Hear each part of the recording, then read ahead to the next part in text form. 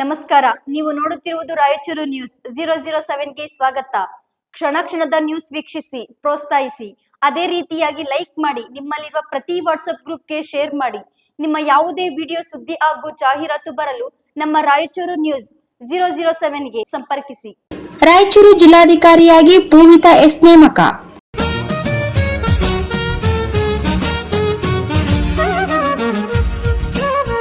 ರಾಜ್ಯ ಸರ್ಕಾರದ ಆಡಳಿತಾತ್ಮಕ ವರ್ಗಾವಣೆ ಹಿನ್ನೆಲೆಯಲ್ಲಿ 2016ರ ಬ್ಯಾಚ್ನ ಐಎಎಸ್ ಅಧಿಕಾರಿ ಶ್ರೀಮತಿ ಪೂವಿತಾ ಎಸ್ ಅವರನ್ನು ರಾಯಚೂರು ಜಿಲ್ಲೆಯ ಹೊಸ ಜಿಲ್ಲಾಧಿಕಾರಿಯಾಗಿ ತಕ್ಷಣದಿಂದಲೇ ನೇಮಕ ಮಾಡಲಾಗಿದೆ. ವಿಧಾನಸೌಧದಲ್ಲಿರುವ ಸಿಬ್ಬಂದಿ ಮತ್ತು ಆಡಳಿತ ಸುಧಾರಣೆ ಇಲಾಖೆಯಿಂದ ಹೊರಡಿಸಿರುವ ಅಧಿಕೃತ ಅಧಿಸೂಚನೆಯ ಪ್ರಕಾರ Karnataka urban infrastructure development and finance corporation ವ್ಯವಸ್ಥಾಪಕ ನಿರ್ದೇಶಕರಾಗಿದ್ದ ಪೂವಿತಾ ಎಸ್ ಅವರನ್ನು ವರ್ಗಾವಣೆ ಮಾಡಿ ರಾಯಚೂರು ಜಿಲ್ಲಾಧಿಕಾರಿಯಾಗಿ ನೇಮಿಸಲಾಗಿದೆ.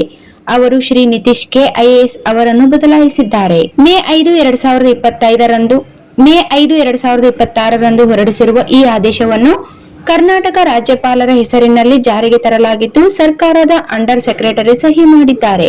ಅದೇ ಆದೇಶದಲ್ಲಿ 2016ರ ಬ್ಯಾಚ್ನ ಐಎಎಸ್ ಅಧಿಕಾರಿ ಶ್ರೀ ದಲಿತ್ ಕುಮಾರ್ ಬೆಂಗಳೂರು ಕೇಂದ್ರ ನಗರ ಪಾಲಿಕೆಯ ಹೆಚ್ಚುವರಿ ಆಯುಕ್ತ ಅಭಿವೃದ್ಧಿ ಹುದ್ದೆಯಿಂದ ವರ್ಗಾವಣೆಗೊಂಡು ಹಾವೇರಿ ಜಿಲ್ಲಾ ಪಂಚಾಯತ್ ಮುಖ್ಯ ಕಾರ್ಯನಿರ್ವಾಹಕ ಅಧಿಕಾರಿ ಸಿಇಒ ಆಗಿ ನೇಮಕಗೊಂಡಿದ್ದಾರೆ. ಈ ನೇಮಕಾತಿಯಿಂದ ರಾಯಚೂರು ಜಿಲ್ಲೆಯಲ್ಲಿ ಆಡಳಿತ ಕಾರ್ಯಕ್ಷಮತೆ ಮತ್ತಷ್ಟು ಬಲಪಡಿಸಿ ಅಭಿವೃದ್ಧಿ ಕಾರ್ಯಗಳಿಗೆ ವೇಗ ಸಿಗಲಿದೆ ಎಂಬ ನಿರೀಕ್ಷೆ ವ್ಯಕ್ತವಾಗಿದೆ.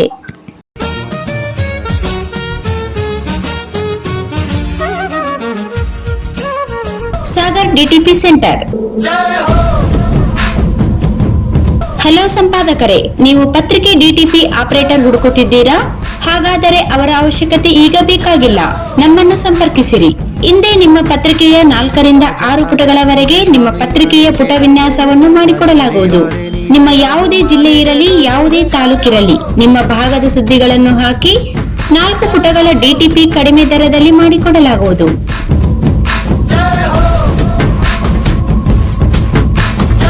ಹಿಂದೆ ಸಂಪರ್ಕಿಸಿ. ಮೊಬೈಲ್ ಸಂಖ್ಯೆ 8431593151 ಮತ್ತು 9611114528 ಸಂಪರ್ಕಿಸಿ.